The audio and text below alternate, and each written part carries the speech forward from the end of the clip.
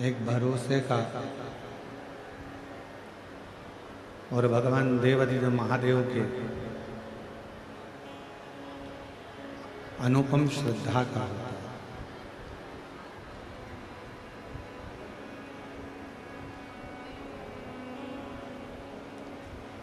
जिसमें भगवान शंकर को कैसे रिझाना है, भगवान शिव को कैसे मनाना है, किस तरह से आप भगवान देवाधिदेव महादेव को अपना बना सकते हो, किस तरह से आप भगवान शंकर को रिझा सकते हो।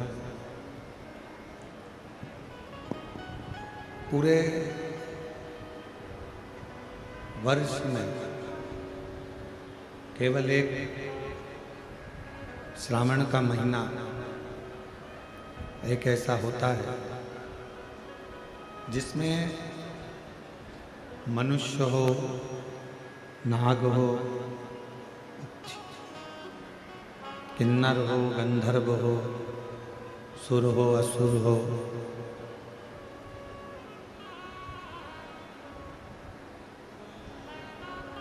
एक छोटा जीव जंतु भी यदि भगवान शंकर के शिवालय तक, भगवान शंकर के मंदिर के सामने तक भी अगर पहुंच जाता तो भी मेरे देवाधिदेव महादेव कृपा कर ही देते, करुणा कर ही देते।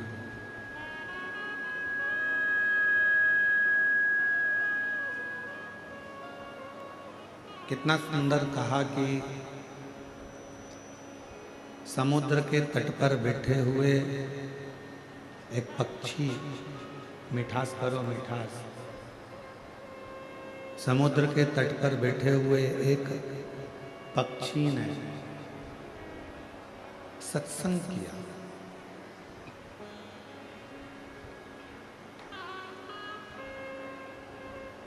और समुद्र के तट पर बैठे हुए पक्षी ने जो सत्संग किया,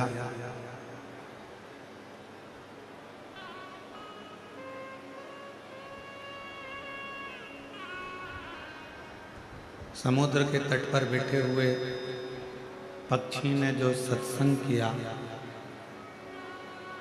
उस सत्संग का फल ये मिला कि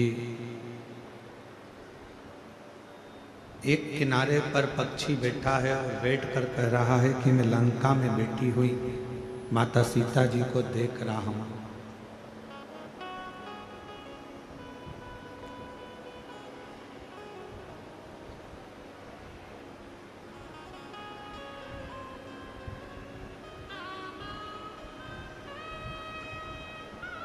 केवल एक पक्षी आवाज से गला पकड़ रहा है, बिसिल जैसा हो रहा है, चोंगे जैसा, को मिठाई तो करो उसको,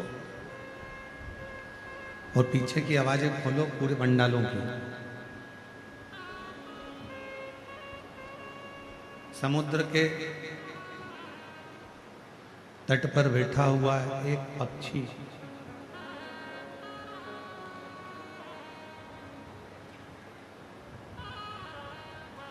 सत्संग का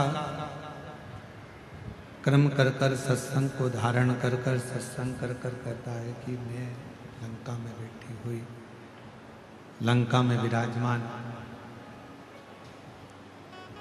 माता जानकी जी का दर्शन कर रहा हूं। अब जरा विचार करिएगा, सोचिएगा, स्मरण करिएगा, जरा विचार करिएगा कि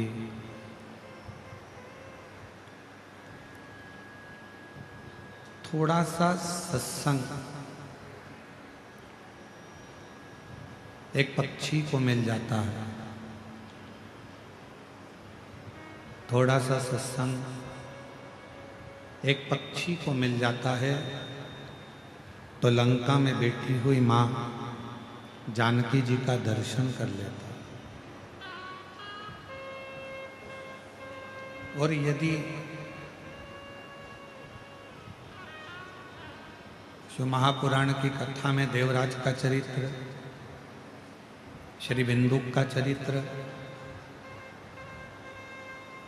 यहाँ तक कह रहा है कि थोड़ा सा देर का यदि शिव महापुराण की कथा मिल जाती है,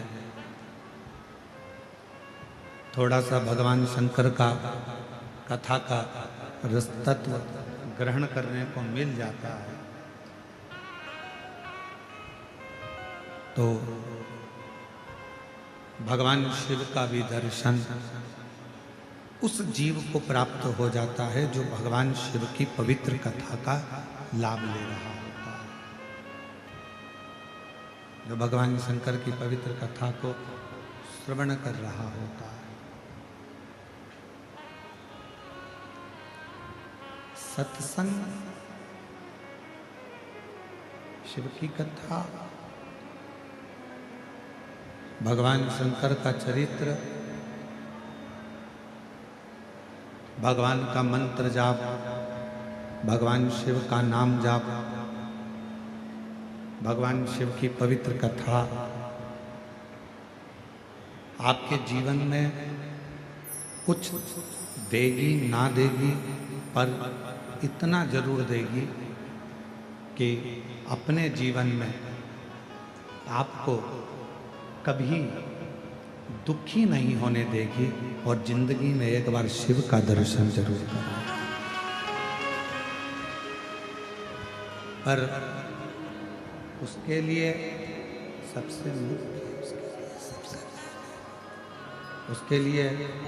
सबसे मुख्य आपका विश्वास, आपका भरोसा, आपकी दृढ़ता,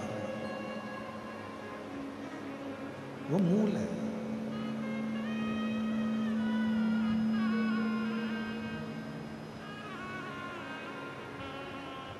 तीन शब्द हैं, एक कर्णप्रिय होता है, दूसरा शब्द होता है वर्णप्रिय, और तीसरे नंबर का शब्द होता है धर्मप्रिय।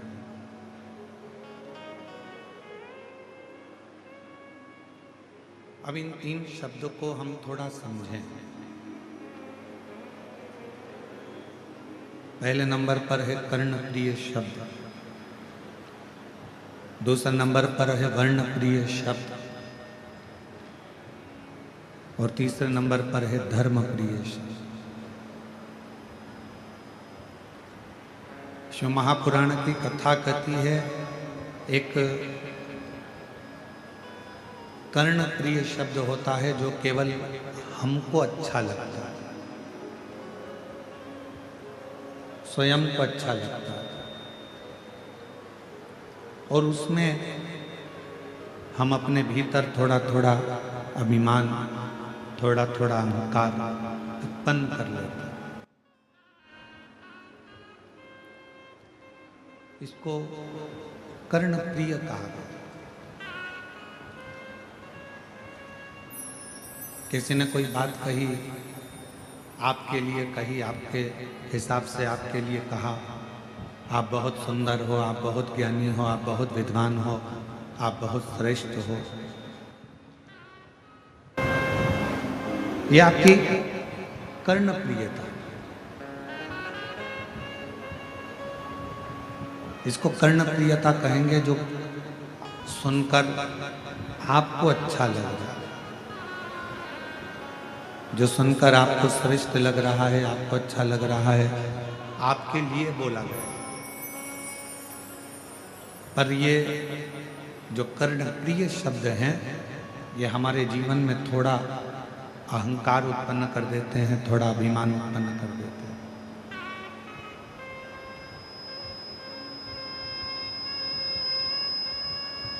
और वो अभिमान फिर हमारे जीवन में हमको दुख लाकर खड़ा कर देता है,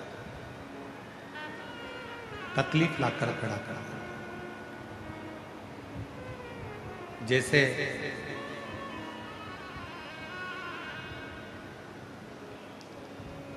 भगवान शिव का अवधूतेश्वर रूप,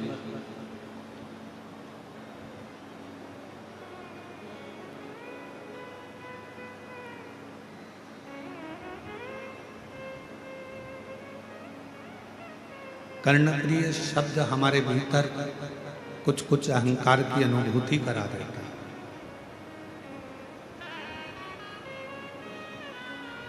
हमारे भीतर अभिमान को प्रकट कर देता है, हमारे भीतर अभिमत्ता को प्रस्तुत कर देता है। शिव महापुराण की कथा कहती है, यदि आप लोगों ने भगवान के रूपों का वर्णन श्रवण करा हो तो उसमें अवधूतेश्वर महादेव का वर्णन आता है। अवधूतेश्वर, और सावन का महीना चल रहा है।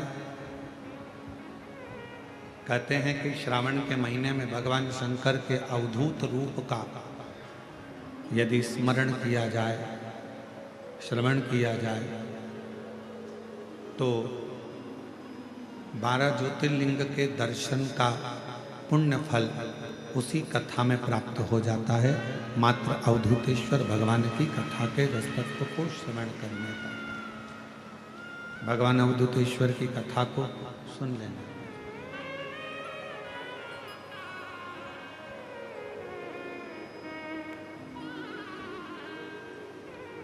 और ये कथा 3 शब्दों से प्रारंभ हो रही है। कर्णप्रिय, वर्णप्रिय और धर्मप्रिय। इन तीनों शब्दों में पहले नंबर का जो शब्द है कर्णप्रिय, जो हमें थोड़ा सा भी, अगर हम बड़ाई सुन लेते हैं, अपने लिए अच्छा सुन लेते हैं, तो हमारे भीतर थोड़ा सा अभिमान आ जाता है। इसको कर्णप्रियता कहते हैं।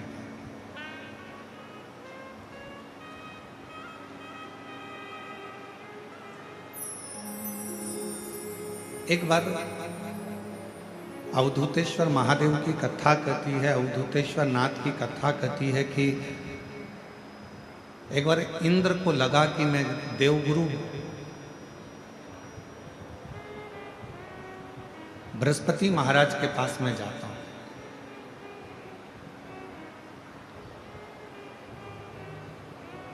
थोड़ा सावधानी से सुनिएगा, आज की कथा का स्मरण बड़ा सुंदर है।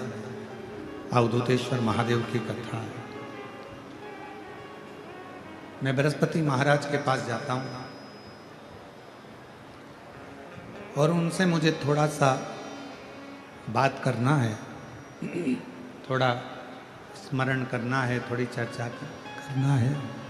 तो मैं वहां जाकर कुछ चर्चा करता हूं। चले अपनी मस्ती में, अपने आनंद में, अपने आनंद के साथ अपनी अलमस्ती में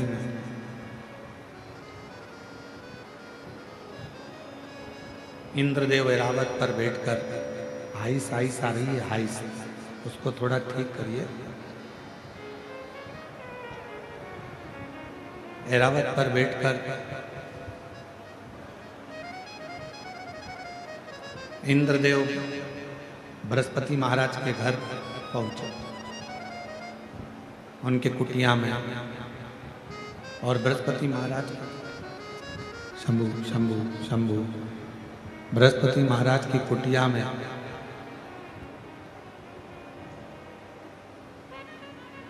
द्वार पर जाकर खड़े हुए। द्वार पर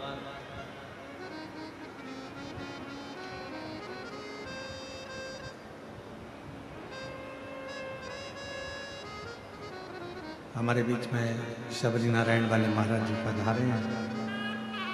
एक बार जोरदार ताली बजाकर स्वागत वंदन। प्रत्येक कथा में आपका आगमन होता है। भगवान देवाधिदेव महादेव की प्रत्येक कथा आप अवश्य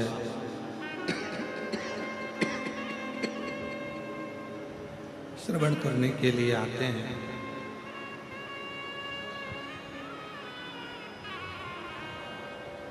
तो अवधूतेश्वर महादेव की कथा कर रही है। अवधूतेश्वर महादेव का चरित्र कर हाई सी आ रही है, गला पकड़ रहा बहुत।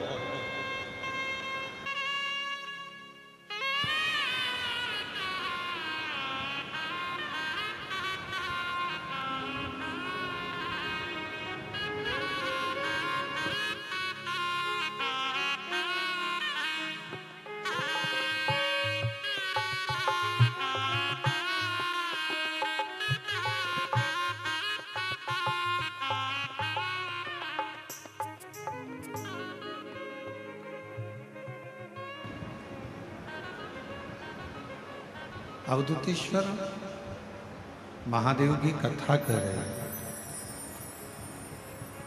भगवान शिव का चरित्र कर रहा है। इंद्रदेव बृहस्पति बाबा के द्वार पर पहुंचे और बृहस्पति बाबा के द्वार पर पहुंचकर उन्होंने आवाज लगाया, गुरुदेव हैं, गुरुदेव हैं। जब बार बार आवाज लगाया गया, बृहस्पति महाराज की धर्मपत्नी शुभा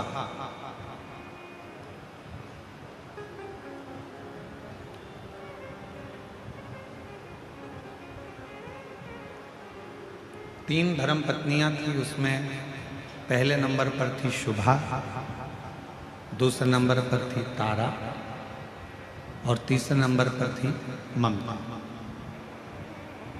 तो बृहस्पति महाराज की जो पहले नंबर की जो धर्म पत्नी है शुभा, पार्थिव लिंग का पूजन कर रही थी। पार्थिव लिंग की आराधना कर रही थी, पार्थिव लिंग की पूजन कर रही थी। और पार्थिव लिंग पूजन में वो डूबी हुई थी।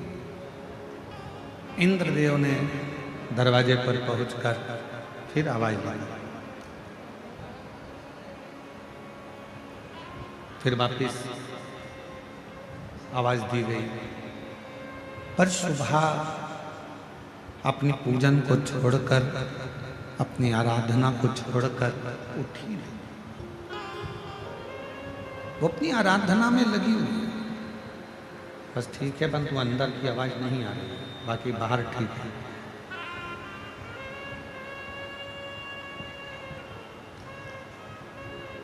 शुभा अपनी पूजन छोड़कर उठी नहीं।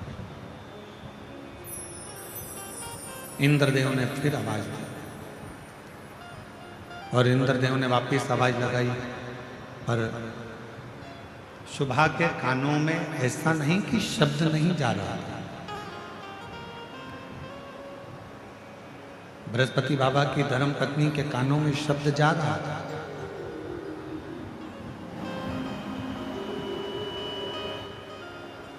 पर शुभा भगवान शंकर का अनुष्ठान छोड़कर, भगवान शंकर की पूजन छोड़कर, पार्थिव लिंग पूजन छोड़कर शुभा उठी। शिव महापुराण की कथा कहती है,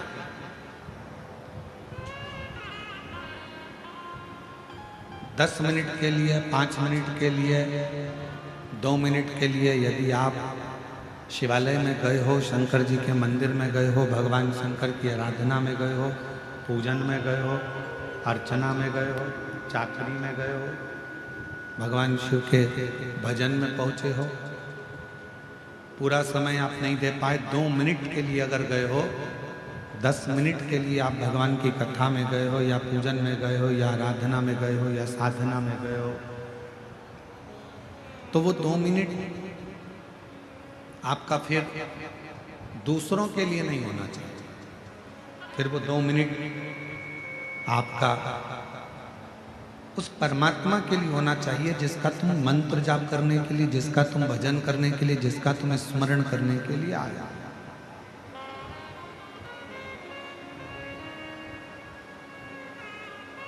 और मैंने तेरे ही भरोसे बाबा, तेरे ही भरोसे हवा बीच उड़ती जावांगी बाबा, डोर हतो चढ़ना में घंटी जावांगी।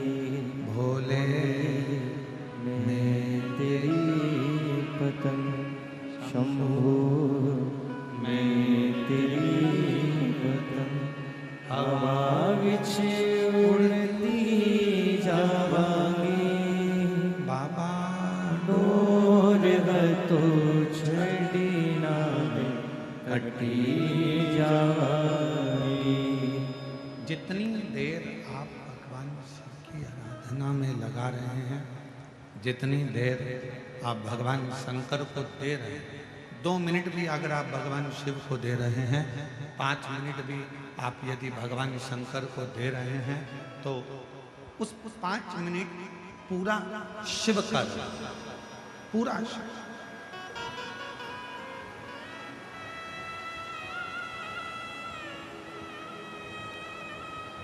और मेरी जीजियों, 5 स्थान बताए हैं।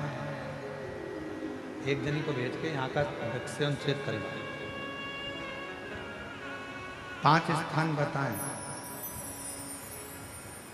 और वो 5 स्थान जहाँ पर बैठकर, जहाँ पर आप भगवान शंकर की आराधना कर रहे हो, अर्चना कर रहे हो, पूजन कर रहे हो, निवेदन कर रहे हो, चाकरी कर रहे हो, साधना कर रहे हो, 5 स्थान बताएगा।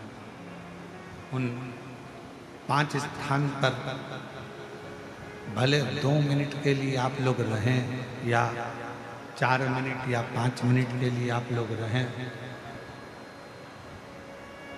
और 4-5 मिनट के लिए भले आप रहें, पर उस 2-5 मिनट में भी आपका ध्यान कितना केंद्रित होना चाहिए, वो स्थान बता, कितना केंद्रित होना चाहिए। पहला, जिस समय पर तुम्हें समय मिले, तुमको लगे कि अब मेरे को भगवान को दीप लगाना, दिया लगाना, 5 स्थान पर तुम्हारे ध्यान की केंद्रता होना चाहिए। पहले नंबर पर दीप लगाते समय, जिस समय पर भगवान को आप लोग दीपक लगाते हैं, दिया लगाते हैं, किसी से चर्चा मत करो, फालतू की कोई बात नहीं होना चाहिए। दीप लगाना मतलब ज्योति को उत्पन्न करना, और ज्योति को उत्पन्न करना मतलब ज्योतिर्लिंग को प्रकट करना। दीप की जो ज्योति होती है, दीप की जो ज्योति प्रकट होती है, दीपक की जो ज्योति होती है, वो भी ज्योतिर्लिंग का ही प्रतीक होती है।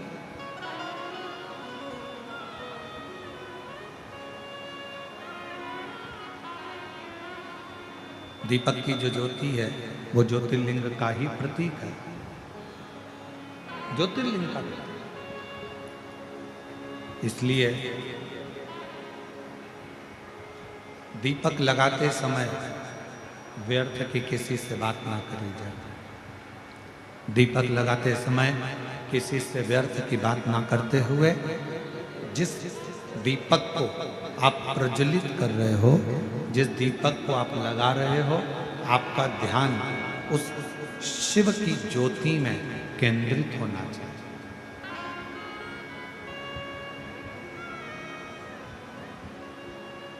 भगवान शंकर की ज्योति में आपका ध्यान केंद्रित।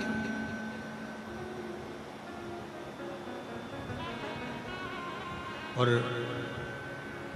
शिव की ज्योति में जब आपका ध्यान केंद्रित होगा, भगवान शंकर की ज्योति में जब आपका ध्यान केंद्रित होगा, तब आप स्वयं भगवान शिव का साक्षीकरण 2 क्षण में करो। तो दीप जलाते समय चाहे मंदिर में दीपक लगाओ, चाहे घर के अंदर मंदिर में दीपक लगाओ, चाहे बेलपत्र के वृक्ष के नीचे दीपक लगाओ, चाहे आंवले के वृक्ष के नीचे दीपक लगाओ, चाहे आप घर के दरवाजे पर दीपक लगाओ। दीपक लगाते समय तुम्हारा ध्यान केंद्रित दीप में जो ज्योति है, ज्योति में जो शिवलिंग है, ज्योतिर्लिंग है, उस ज्योति का दर्शन करते समय अपने ध्यान को केंद्रित करो। दूसरा, भगवान शंकर को, सूर्य नारायण भगवान को, तुलसा महारानी को, बेलपत्र को, आंवले के वृक्ष को, पीपल के वृक्ष को, बट वृक्ष को, शमी वृक्ष को जब आप जल चढ़ाएं तो जल चढ़ाते समय भी व्यर्थ की बातें ना करते हुए, जल चढ़ाते समय जल की जो धार है उस धार पर अपना ध्यान केंद्रित होना चाहिए।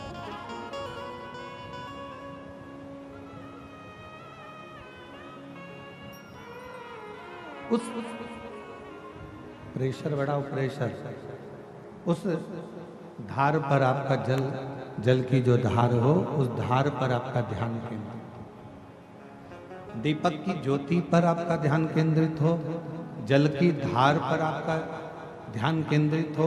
तीसरे नंबर पर कहा गया, तीसरा स्थान जो कहा गया, जब भगवान शंकर के मंदिर में, देवता के मंदिर में, देवालय में, शिवालय में जब आप भगवान को प्रणाम करने के लिए, नमन करने के लिए नीचे झुके हो, उस समय पर आपका ध्यान भगवान के चरणारविंद में केंद्रित होना चाहिए।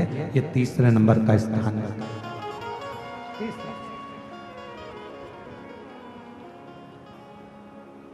ज्योति, थोड़ा प्रेशर खोल जाए। ज्योति, जलधार, चरणारविंद को नमन करना तीसरा।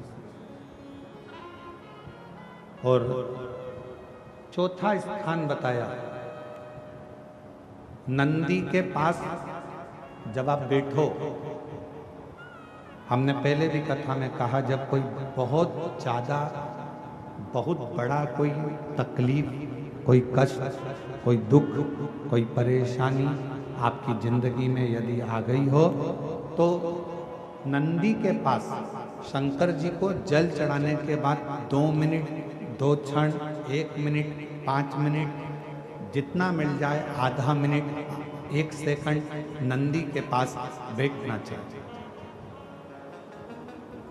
नंदी के, और कौन सा स्थान बताया तो कहा, नंदी का जो पांव, आगे का एक चरण नंदी का उठा हुआ रहता है। दर्शन करें आप लोगों ने, किस किस ने करें, जरा हाथ उठाओ, करें सब लोगों ने।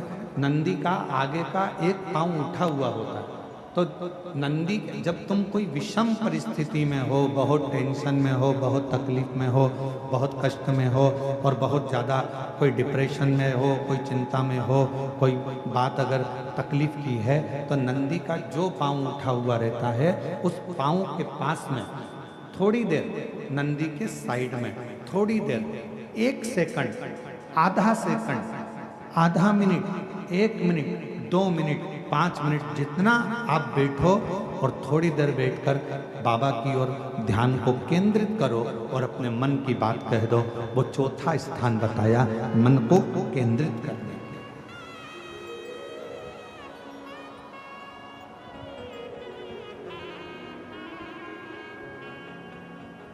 पांचवा स्थान, जब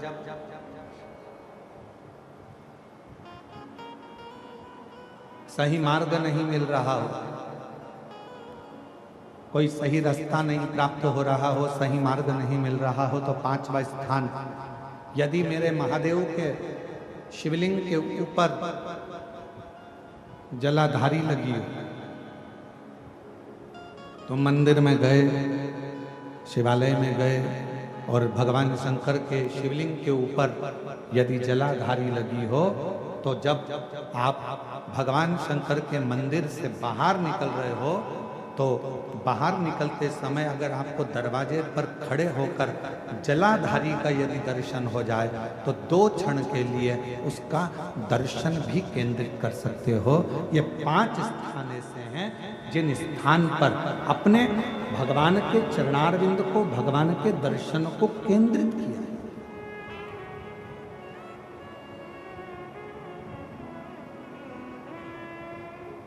पांच सभी लोग बोलेंगे साथ में। पहला,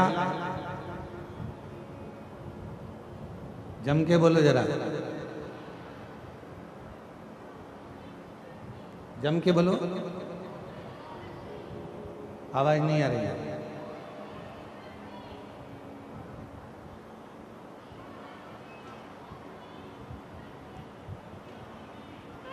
दीपक की ज्योति। दूसरा,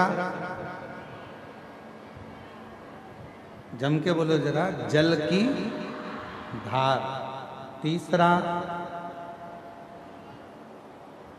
चरणों को प्रणाम करना। चौथा, नंदी के पास में, चरण के पास में बैठकर अपने मन की दशा को कहना। और 5वां, भगवान के ऊपर जो जलाधारी लगी होती है उस जलाधारी का दर्शन कर कर फिर अपने घर की ओर। 5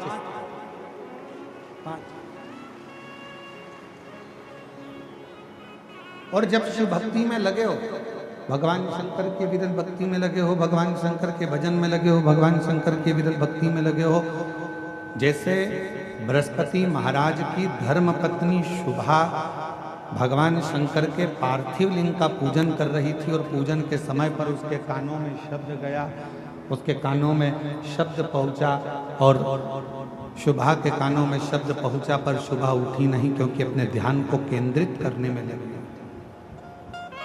उठी नहीं। बाहर खड़े हुए इंद्रदेव को, बाहर खड़े हुए इंद्रदेव को क्रोध आ रहा था।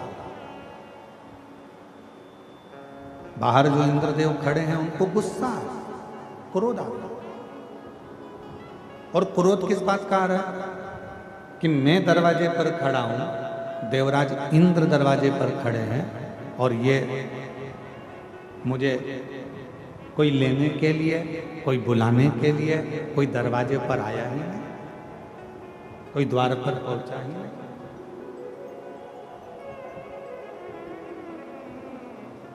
क्रोध आ गया शुभा, इंद्र को क्रोध आया।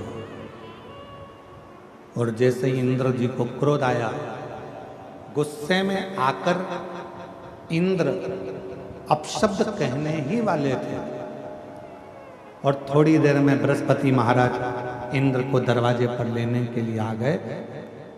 इंद्रदेव ने बृहस्पति महाराज को नमन किया, बृहस्पति महाराज ने इंद्रदेव का आदर करा, सम्मान करा, सत्कार करा और कहा कि बृहस्पति महाराज, अच्छा हुआ आप मुझे लेने के लिए आ गए।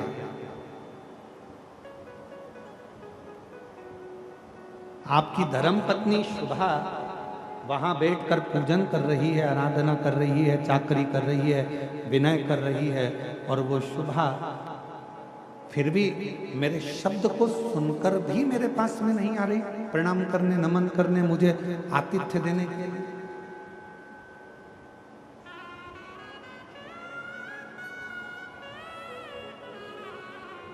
गुस्से में लाल हो गए इंद्रदेव और गुस्से में लाल होकर इंद्रदेव ने कहा, मैं इस शुभा पर मैं वज्र का प्रहार कर देता। वो तो आप आ गए इसलिए मैं रुक गया। ये जानती नहीं है कि मैं कौन हूं। मैं देवराज इंद्र हूं, ये मुझे पहचानती नहीं।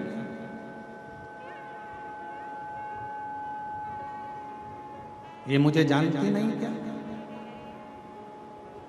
बृहस्पति महाराज ने कहा कि आप क्रोध मत करिए, आप शांत रहिए।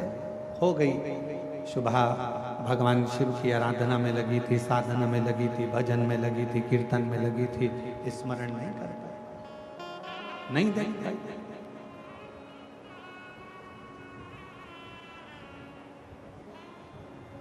तभी बृहस्पति महाराज के मन में आया कि इंद्रदेव थोड़ी सी देर में क्रोध कर देते हैं, जरा सी देर में गुस्सा कर देते हैं, और जरा सी देर में इनको अहंकार प्रकट हो जाता है, अभिमान प्रकट हो जाता है, अभिमत्ता इंद्र के अंदर प्रकट हो जाती है। इतनी अभिमत्ता, इतना अहम इंद्र के अंदर आ गया है कि क्रोध इंद्र के सम्मुख में बार बार आ जाता है।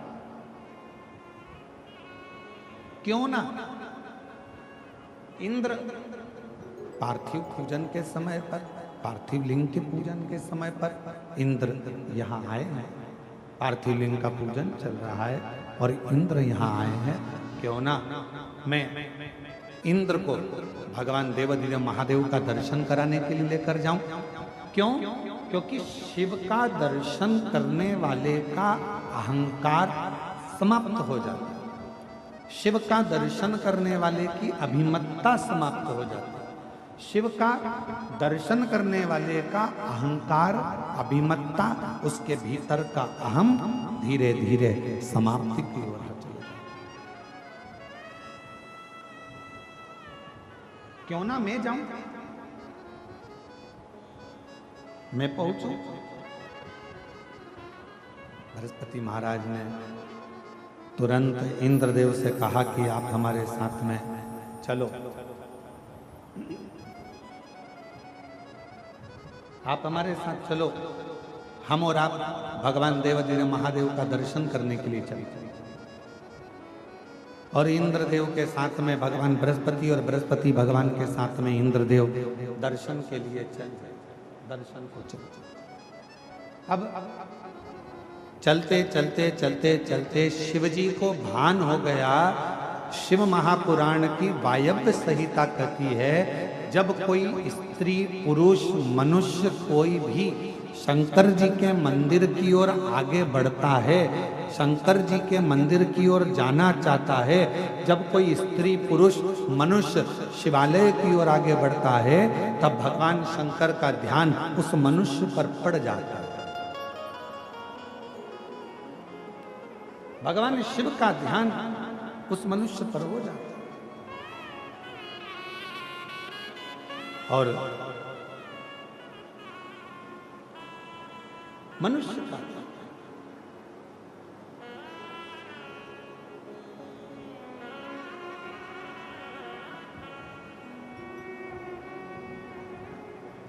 शिवालय की ओर आगे बढ़ना, शिवालय की ओर चलना, भगवान शंकर के शिवालय की ओर अग्रणता बढ़ना। मेरी जीजियों, मेरे जीजाओं, मेरी बेटियों, बेटाओं, मेरी माताओं, मेरे भाई, मेरी बहनें, ध्यान रखना, आप भी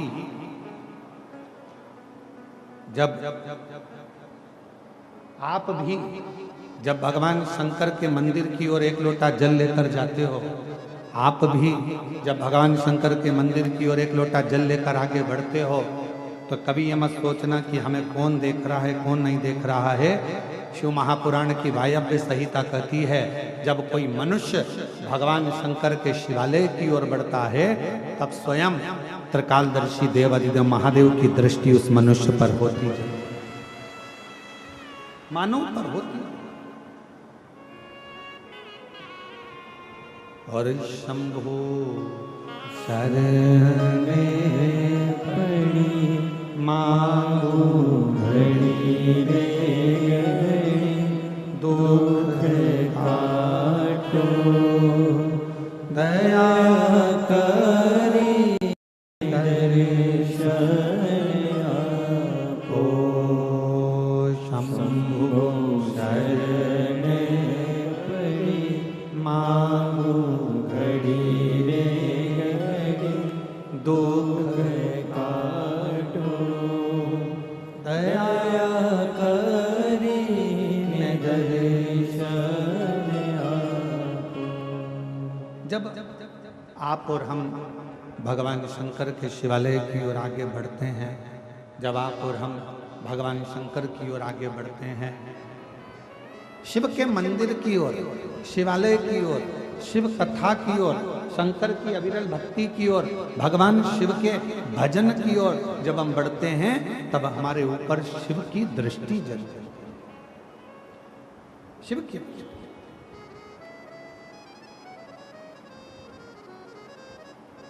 भगवान देवादिदेव महादेव की दृष्टि और शिव महापुराण की कथा कर रही है, भगवान शंकर का पवित्र चरित्र कह रहा है, शिव तत्व कह रहा है, शंकर भगवान की पवित्र कथा कह रही है।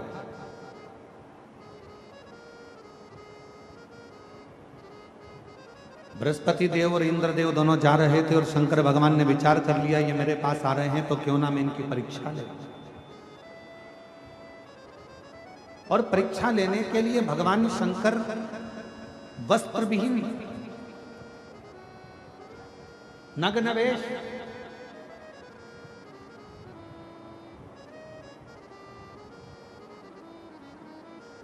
तन पर कोई कपड़ा नहीं है, भस्म रमी है, बाल खुले हैं, त्रिनेत्र हैं, और भगवान शंकर ने अपना भस्म रूप धारण कर कर, नग्न वेश धारण कर कर, अवधूत रूप धारण कर कर मेरे देव अधिदेव महादेव सामने बीच मार्ग में जाकर खड़े हो गए। और जैसे ही मेरे शंकर भगवान खड़े हुए अवधूत बनकर, इंद्र ने कहा तुम कौन हो? कौन हो?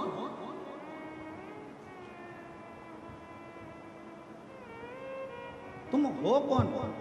इंद्र। अवधूतेश्वर महादेव कुछ कहते ही नहीं,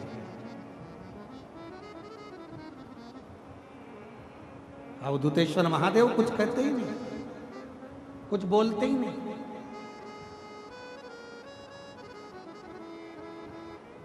कोई शब्द ही नहीं है। इंद्रदेव को फिर वापस क्रोध आया और इंद्रदेव ने कहा कि मेरे प्रश्न का उत्तर नहीं दे रहे हो तुम मेरे प्रश्न का उत्तर नहीं दे रहे हो। तुम जानते नहीं हो मुझको, मैं देवराज इंद्र हूं और तुम मेरे तिवारी जी, तुम मेरे प्रश्न का उत्तर नहीं दे रहे।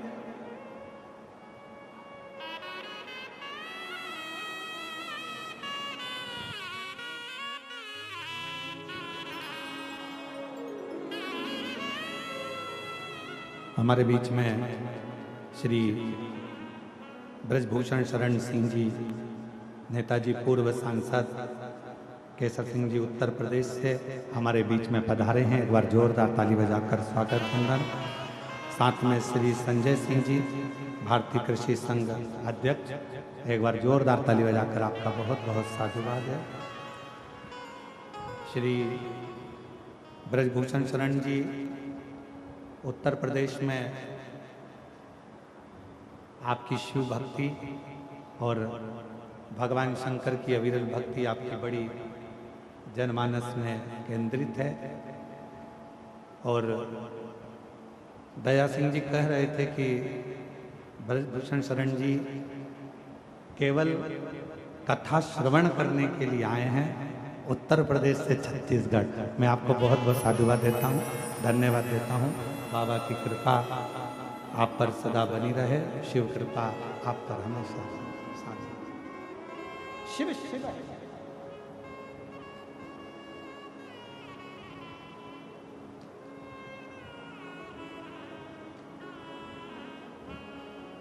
भगवान शंकर की कथा कर रही है। इंद्र ने फिर कहा, इंद्रदेव फिर अपना उत्तर दो, तुम कौन हो?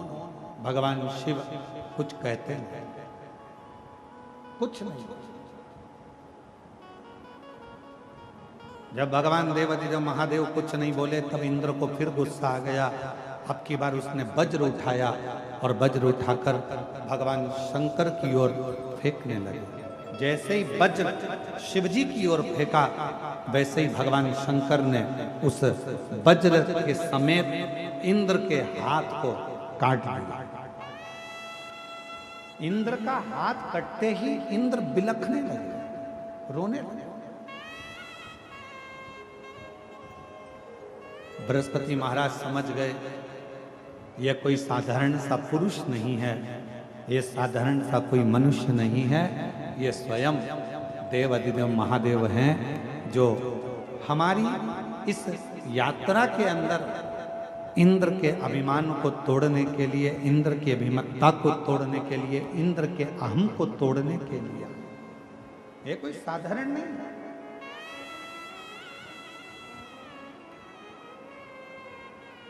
बृहस्पति महाराज ने हाथ जोड़ लिए और भगवान शिव को नमन कर कर कहा, मैं पहचान नहीं पाया प्रभु आपको, आप अपना असली स्वरूप दिखाइए।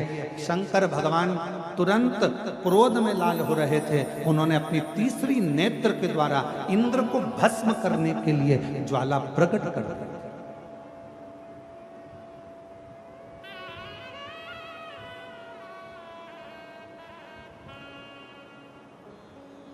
बृहस्पति महाराज ने हाथ जोड़ लिया, क्षमा करो क्षमा करो क्षमा करो। शिवजी ने तुरंत उत्तर दिया, हे बृहस्पति महाराज, ये मेरा अवधूत रूप है जिसका आप दर्शन कर रहे हैं। ये मेरा अवधूत रूप है जिसका आप दर्शन कर रहे हैं।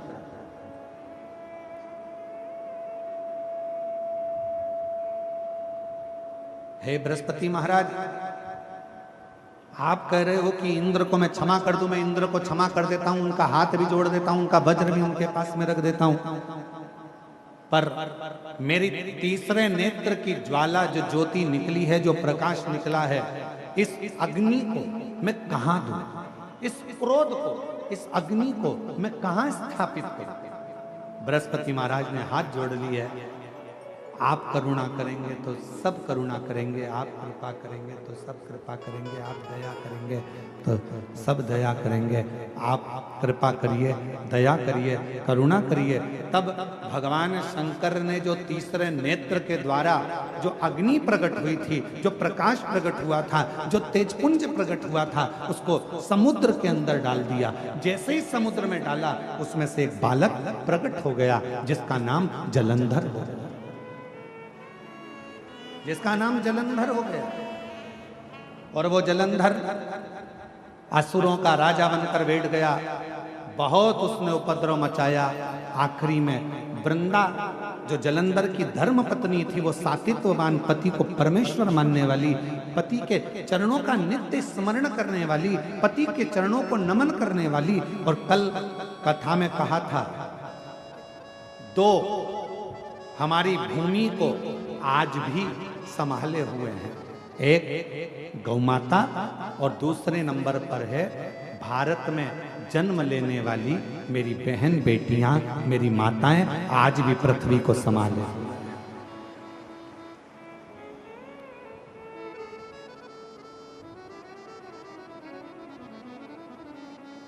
आज भी भारत की भूमि पर जो बेटियों का जन्म होता है, भारत की भूमि पर जो लड़कियों का जन्म होता है, जो कन्या का जन्म होता है, जो बेटियों का जन्म होता है, भारत की भूमि पर जितनी बहनें हैं, भारत की भूमि पर जितनी बहुएं हैं, भारत की भूमि पर जितनी दीदियां हैं, भारत की भूमि पर जितनी माताएं हैं, भारत की भूमि पर जितनी स्त्रियां हैं, भारत की भूमि पर जितनी नारियां हैं, आज भी हमारी भारत माता की भूमि को संस्कारों में अगर संजो रही हैं, तो ये भारत की माता हैं जो संस्कारों की दैनी है, संस्कारों को संजोने वाली।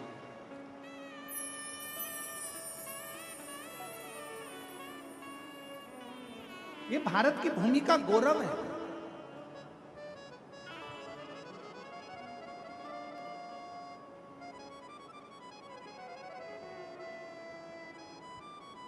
और फिर निवेदन करेंगे, बेटा जन्म लेता है भाग्य से और बेटी जन्म लेती है सौभाग्य से। अगर तुम्हारे घर में बेटी का जन्म हुआ है तो तुम्हारा भाग्य 100 गुना प्रबल हुआ है। तुम्हारे भाग्य की सराहना है जो तुम्हारे घर में बेटी ने जन्म लिया। हिमालय राज के घर में जब माता पार्वती जी का जन्म हुआ था, शास्त्र कहता है, हमारे यहाँ शिव महापुराण की कथा कहती है, लिंग पुराण की कथा कहती है, कुर्म पुराण कहती है, नर्मदा पुराण कहती है, जिस समय पर हिमालय राज के घर में माता पार्वती का जन्म हुआ था, दुनिया शास्त्र कहता है कि देवताओं का जन्म हुआ तो ऐसा ऐसा उत्सव मना। पर हिमालय राज की कथा कहती है जब माता पार्वती का जन्म हुआ, जिस दिन से माता पार्वती जी जन्मी थी और जिस दिन तक माता पार्वती विवाह कर कर अपने पति के घर ना चली गई, तब तक माता पार्वती जी का रोज का जन्मोत्सव मनाया जाता था कि मेरे घर में बेटी ने जन्म लिया, बेटी ने जन्म लिया। इतना गौरव हमारे भारत माता की बेटियों में है, इतना गौरव।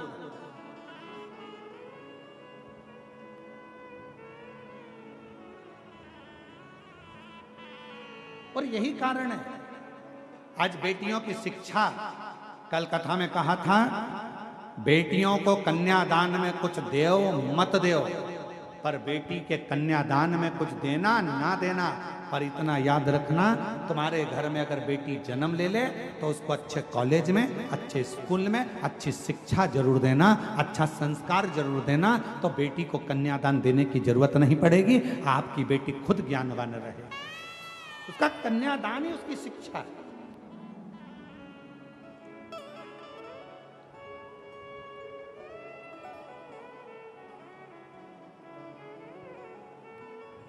कुछ दो मत दो, पर बेटी को अच्छी शिक्षा जरूर दीजिए।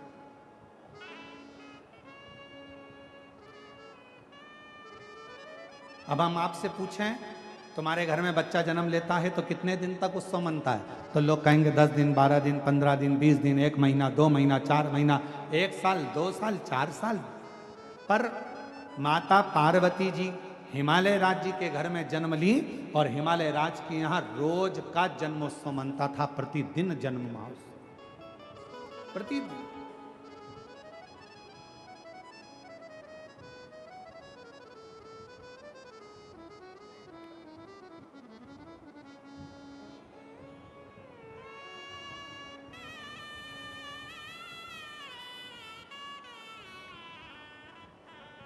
और गोरा भई महा गौरा भई है,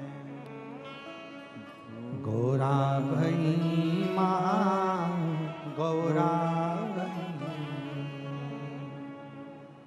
हिमालय की नगरी में माता भई है, हिमालय की नगरी में माता भई, हिमालय की नगरी में माता भई है, हिमालय की नगरी में माता भई है, गोरा भई महा गौरा भई है, गोरा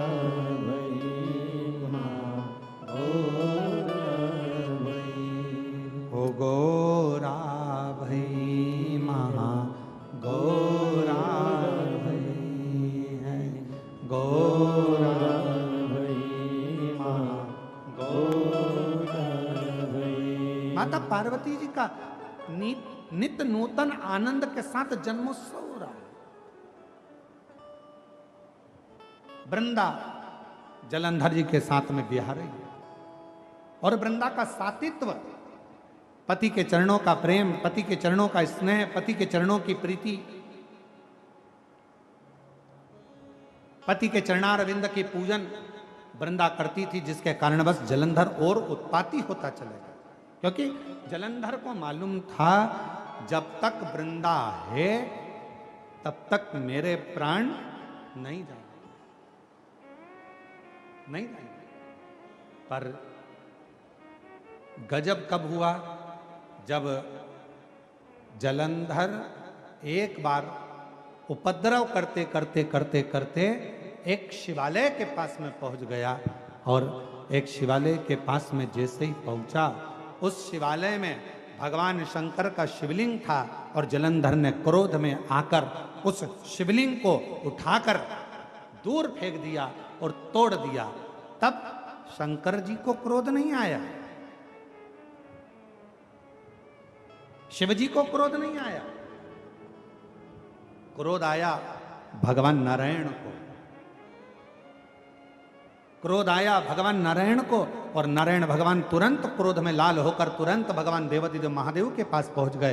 प्रभु गजब हो गया, अभी तक जलंधर यज्ञ नष्ट करता था, हवन नष्ट करता था, देवालय शिवालय आदि का नष्ट करता था, पर आज तो इसने गजब कर दिया, भगवान शंकर के शिवलिंग को ही उठाकर पटक दिया।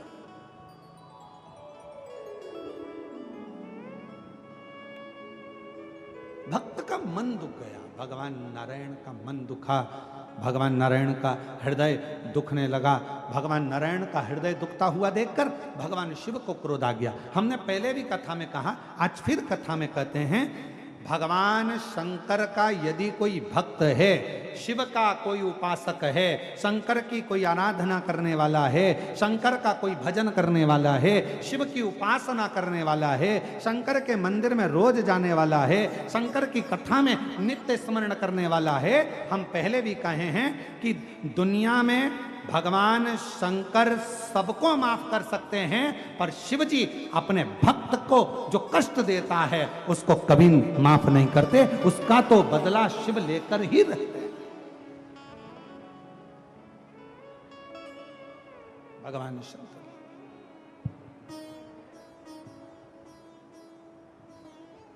उसका तो बदला भगवान शिव लेकर ही रहते, लेकर ही। शिव जी के भक्त का बदला कभी भी शिव जी का भक्त नहीं रहता। शिव जी के भक्त का बदला हमेशा देव अधिदेव महादेव। आप तो अपनी मस्ती में जियो, आग लगे बस्ती में अपन रहो मस्ती में, क्या किसको रोइए, जम के बोलो जरा, चादर तान के सोइए। अपनी अलमस्ती में जिंदगी जियो, अपने आनंद में जियो। कोई गाली दे रहा है उसका भी जवाब भगवान भोलेनाथ देगा, कोई आड़ा टेढ़ा कह रहा है उसका भी जवाब भगवान भोलेनाथ देगा, कोई अपशब्द कह रहा है उसका भी जवाब भगवान शंकर देगा। तुम अपनी जिंदगी में अपने आनंद में अपनी अलमस्ती में दियो। हमने पहले भी कहा था, रो रो कर जिंदगी जीने से अच्छा है थोड़ा मुस्कुरा कर जिंदगी जियो, तो पड़ोसी को भी अटेका जाएगा तुम्हारी मुस्कुराहट देखकर, तुम्हारे चेहरे की प्रसन्नता देखकर, तुम्हारी मुस्कुराहट देखकर दुनिया के लोगों को बड़ा टेंशन होगा। बताओ, गजब का व्यक्ति है, हमेशा मुस्कुराता रहता है, इसके चेहरे पे तो सल ही नहीं है, रत्ती भर का भी सल नहीं है। बताओ, दुनिया कितनी गाली देती है, दुनिया कितना अपशब्द कहती है, कितना ताना देती है, कितना आड़ा टेढ़ा बोलती है। बताओ, मेरी पड़ोसन को देखो, शंकर जी के मंदिर, सिर में बांधा जूड़ा, लगाई बिंदी और हाथ में पकड़ा लोटा और पहुंच गई शंकर जी के मंदिर। बताओ, दुनिया कितना आड़ा टेढ़ा बोल रही, लोग कितना अपशब्द कर रहे हैं, इसको कोई फर्क ही नहीं पड़ रहा। क्यों? क्योंकि उसने कथा सुन रखी है, आग लगे बस्ती में अपन रहो मस्ती में। उसने कथा सुन रखी है, उसको मालूम है जो ज्यादा जितना जितना गाली दे, जितना जितना आप शब्द कहे, तुम उतनी जोरदार खजूर वाली चोटी बनाओ, जूड़ा और मंदिर जा। श्री शिवाय हर हर महादेव। अपन कब तक रोएंगे? उसने कुछ कह दिया तो रोने बैठ गए, उसने कुछ बोल दिया तो रोने बैठ गए, कब तक रोएंगे?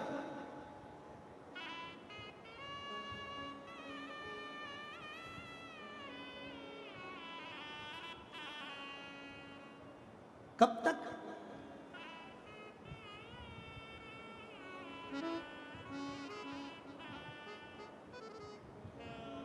हम तो बाबा के भरोसे चलते हैं, हम तो बाबा के भरोसे चलते हैं।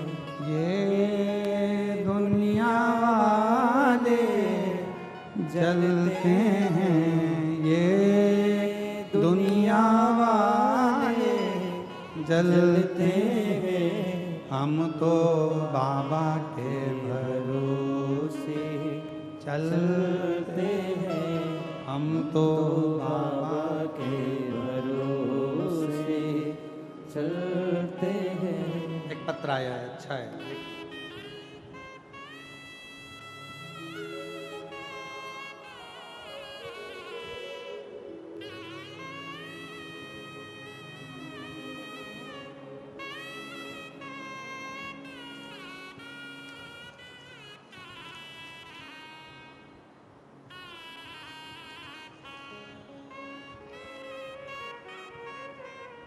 मेरा नाम रमा उपाध्याय है। मेरी आयु 70 वर्ष है। पता सेक्टर 11 जोन 1 नंबर वार्ड 38 कुर्सी पार भिलाई की निवासी हूँ। कहीं बैठी हों तो बेलपत्र लेने के लिए आ सकती हैं। पत्र को एलईडी पर पढ़ सकते हैं, आस्था चैनल पर पढ़ सकते हैं। गुरुजी, मेरा जेठानी की बेटी की शादी को कई वर्ष हो गए थे, लेकिन कोई संतान नहीं थी। कई डॉक्टरों से इलाज करवाया लेकिन सुधार नहीं हुआ। देखते देखते बेटी की आयु बढ़ती चली गई और उसकी शादी को 45 वर्ष हो गए। कितने साल हो गए शादी को? जम के बोलो। 45 साल। 45 वर्ष उसको शादी को हो गए और 45 वर्ष होने पर भी उसके घर में संतान का सुख नहीं है। तब हमने आपकी कथा यहीं कुर्सी पार में सुनी और अपनी जेठानी की लड़की से कहा कि वो सियोर वाला महाराज सफ़ेद आंकड़े की जड़ का उपाय बताता है। सफ़ेद आंकड़े की जड़ का प्रयोग करो, पशुपति नाथ का व्रत करो। और हमारी जेठानी की लड़की ने व्रत किया, सफ़ेद आंकड़े की जड़ का प्रयोग किया और बाबा की ऐसी कृपा हुई। शादी के 45 वर्ष के बाद 30 मई 2025 को बाबा की कृपा से जुड़वा 2 बेटों ने जन्म लिया। हम बाबा को यहाँ प्रणाम करने के लिए। शादी के कितने साल बाद? 45। आज के ज़माने के नवयुवक बेटा बेटियां 2 साल 3 साल संतान नहीं हो, 4 साल संतान नहीं हो तो डिप्रेशन में जाते हैं। ना जाने कब होगी, लोग अपशब्द कर रहे हैं, ताना दे रहे हैं, बच्चे नहीं हो रहे, 10 साल तक नहीं हो रहे, 12 साल तक नहीं हो रहे। यहाँ 45 साल की शादी के हो गए और बाबा की कृपा, शिव की कृपा, इसको कर। एक पत्र और अच्छा है जी।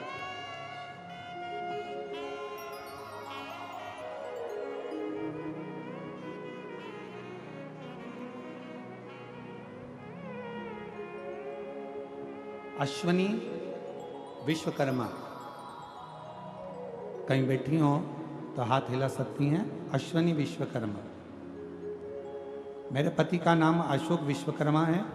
मैं खुर्सी पार भिलाई छत्तीसगढ़ की रहने वाली हूँ। एक लोटा जल का मैं क्या वर्णन करूँ। मेरे पति को 2024 में अप्रैल में तबीयत बिगड़ने लगी। हमने उनको अस्पताल में भर्ती कराया।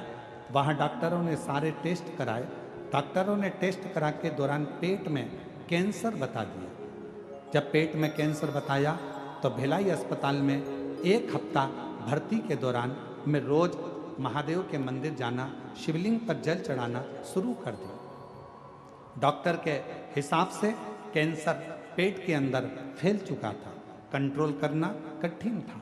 पर बाबा ने ऐसी कृपा करी गुरुदेव, मेरे शिवजी से मैं रोज विनती करती, बाबा तू मेरा बाप है, क्या अपनी बेटी की मांग उजड़ते देखेगा? बाबा कृपा कर।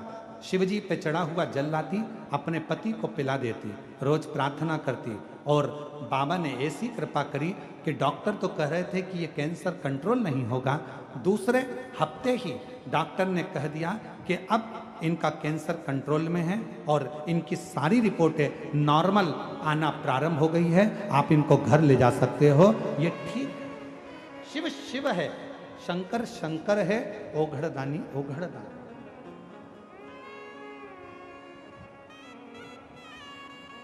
और जो जैसी भावना लाया वो वैसा ही फल पाया।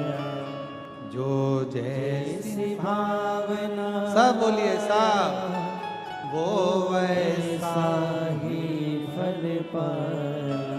नहीं खालियों से लौटाया वो मन ही मन हर्षाया। और कर दिया माला माल काशी वाले ने लुटा दिया भंडार काशी काशी वाले ने लुटा दिया भंडार का, काशी वाले ने कर दिया माला। काशी वाले ने। आप जिस भावना से आए, जिस भाव से आप शिव को जल चढ़ा रहे हो, जिस भाव से आप शंकर जी की आराधना कर रहे हो, जिस भाव से आप शिव की स्तुति कर रहे हो, जिस भाव से आप शंकर को रिझा रहे हो, भगवान देवाधिदेव महादेव आपकी वो मन की कामना पूर्ण जरूर करता है। जो जैसी भावना लाया वो वैसा ही फल पाया। जो जैसी भावना लाया वो वैसा ही फल पाया। नहीं खाली उसे लौटाया वो मन ही मन हर्षाया। माता जी की जेठानी की लड़की के घर में जुड़वा बच्चे हुए हैं 45 वर्ष के बाद। एक बार जोरदार ताली। कर दिया माला माल काशी वाले ने, लुटा दिया भंडार काशी वाले ने। अरे लुटा दिया भंडार काशी वाले ने, कर दिया माला माल काशी वाले ने। आपको जवाब नहीं देना, जवाब देता है मेरा देवाधिदेव महादेव। भक्त की, शिव भक्त की आंख में अगर आंसू आता है तो जवाब वो देता।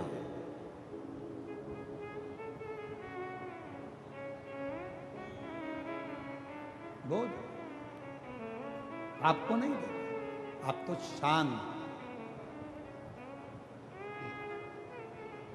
ए मेरी जीजियों, एक उत्तर दीजिएगा जरा।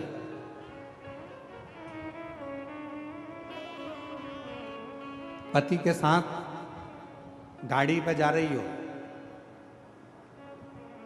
रास्ते में कोई प्रॉब्लम हुई, कोई गाली दे दिया, अपशब्द कह दिया, तो तुम क्या करोगी? पहले तुम इंतजार करोगी कि ये जो गाड़ी चला रहे हैं ना मेरे पति, ये जवाब दें। बोलो सही है कि गलत है? तुम जवाब नहीं दोगी, पहले उससे जवाब दिलवा। पहले जवाब दे तो ये दे।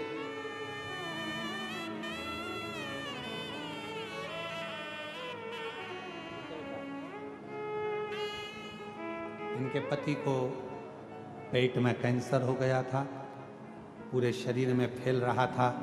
डॉक्टर ने बड़ी कृपा करी। और फिर निवेदन करूं, डॉक्टर शिव का एक रूप होता है, जो वो दवाई दे, जांच कराए, जरूर लो, दवाई भी लो, जांच भी कराओ, और शंकर जी पे पूरा भरोसा करो, मेरा शंकर भगवान रोग से मुक्त जरूर करेगा, ये विश्वास है। पति के साथ पत्नी जा रही है और कोई विवाद खड़ा हो गया, कोई बात हो गई, कोई अपशब्द हो गया, कोई गाली दे दी, कोई आड़ा टेढ़ा कह दिया। पत्नी सोचती है मेरा जवाब मेरा पति देगा, मैं नहीं बोलूँगा।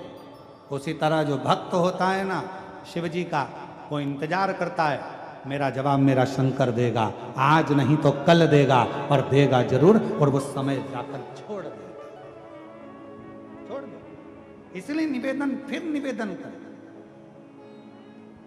किसी पर कीचड़ उछालना तो सोच समझ कर उछालना। एक दिन वही कीचड़ अपने पर उछले।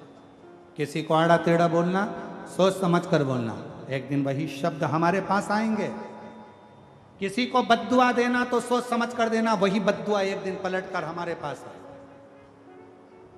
और मत बुरे कर्म कर बंदे, वरना पछताएगा, भगवान की आंखों से तू बच नहीं पाएगा, तू बच नहीं पाएगा। अरे ओ अज्ञानी मत करना, अरे ओ अज्ञानी मत करना दानी, तेरे कर्म का फल भी तू ही पाएगा, जैसा किया तूने तेरे आगे आएगा। मत बुरे कर्म कर बंदे वरना पछताएगा। भगवान भगवान की आंखों से तू बच नहीं पाएगा। तू बच नहीं पाएगा। अपना कर्म करते चल, बढ़ते चल, चलते चल, चलते।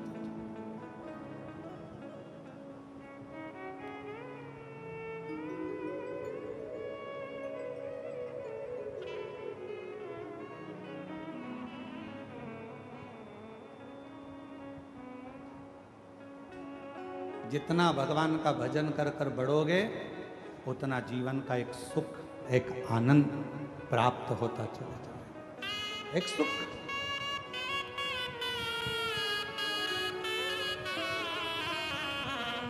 जितना भजन करते चले। और अवधूतेश्वर जलंधर की पत्नी वृंदा शिव जी के शिवालय में जाकर शंकर भगवान के शिवलिंग को तोड़ दिया। भगवान नारायण को दुख हुआ। शिव जी ने कहा चिंता मत करो, आप इसके सातित्व को डिगाओ, मैं जलंधर को मार दूं। सातित्व डिगा, जलंधर मरा। और जैसे ही जलंधर के प्राण छूटे, वृंदा की आंख में आंसू आ गए। हे नारायण, तुमने मेरे सातित्व को डिगाया है, मैं तुम्हें श्राप देती हूं कि तुम पत्थर बन जाओगे। और भगवान नारायण शालिग्राम बन गए। वृंदा तुलसी का पौधा बन गई। तुलसी का। शिव कथा कर रही है, एक इंद्र जी के अहंकार को तोड़ने के लिए इतनी बड़ी कथा का क्रम हुआ। इसलिए 3 शब्द बताए हैं शिव महापुराण में। पहले नंबर का है कर्ण प्रिय, दूसरे नंबर का है वर्ण प्रिय, तीसरे नंबर का है धर्म प्रिय। जो कर्ण प्रिय शब्द होता है ये हमें अहंकार उत्पन्न कर देता है। तुम ऐसे, मेरी जीजी ऐसी, वो ऐसा, वो ऐसा, हमारे अंदर अहंकार आ जाएगा। फिर दूसरे नंबर पर शब्द है वर्ण प्रिय। लोगों को लगता है कि मैं, मेरा समाज, मेरा परिवार, इसके आगे कुछ नहीं। परंतु तीसरे नंबर का जो शब्द है वो धर्म प्रिय है। हम जिस सनातन धर्म के अंदर जन्म लिए हैं, भारत मां की गोद में हमारा जन्म हुआ है, कितने किस्मत वाले हैं। विदेश में मरते तो एक्सपायर कहलाते, विदेश में मरते तो डेड बॉडी कहलाते। पर भारत की भूमि पर अगर प्राण छूटते हैं, किसी ने भजन किया तो ठीक, ना किया तो ठीक, किसी ने मंत्र जपा तो ठीक, ना जपा तो ठीक, किसी ने भगवान का नाम लिया तो ठीक, ना लिया तो ठीक, भारत की भूमि पर अगर कोई गलत से गलत, पापी से पापी व्यक्ति भी मरता है तो वो एक्सपायर नहीं कहलाता, डेड बॉडी नहीं कहलाती, वो हमेशा एक